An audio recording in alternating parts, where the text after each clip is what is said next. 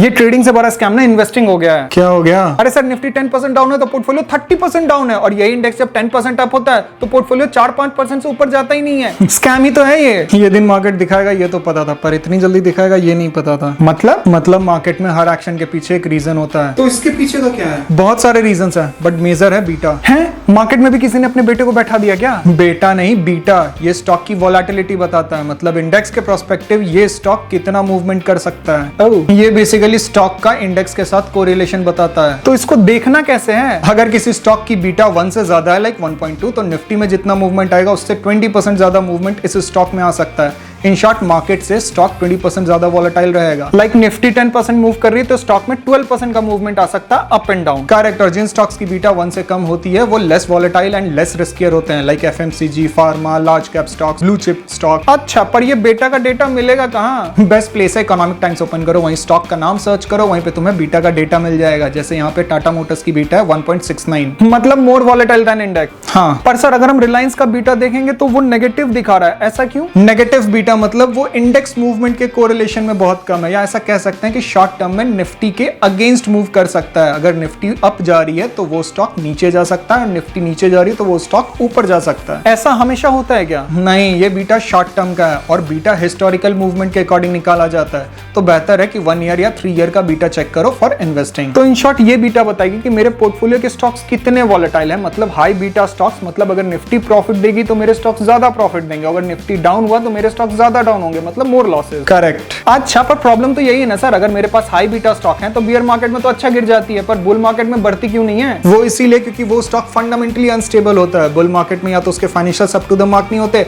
या उस सेक्टर से रिलेटेड कोई ऐसा न्यूज होता है जो उसके फ्यूचर ग्रोथ को हैम्पर कर सकती है। समझा। बट अब पोर्टफोलियो में जो ये हाई बीटा वाले स्टॉक्स हैं उसको रखना है या नहीं रखना है?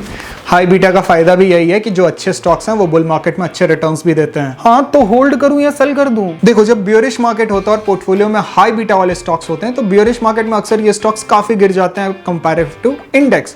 बट जब बुल मार्केट वापस से रिकवर होता है तो यही स्टॉक्स अच्छे प्रॉफिट्स भी देते हैं। और वो स्टॉक पता कैसे चलेगा कि वो ऐसा करेगी ही? फाइनेंशियल्स चेक करो, कंटिन्यूअस डिक्लाइनिंग इन प्रॉफिट है, या मैनेजमेंट इशू, या अनस्टेबल डेट, तो उस स्टॉक में प्रॉब्लम है। डायरेक्ट ओला बोल देते तो भी मैं समझ जाता।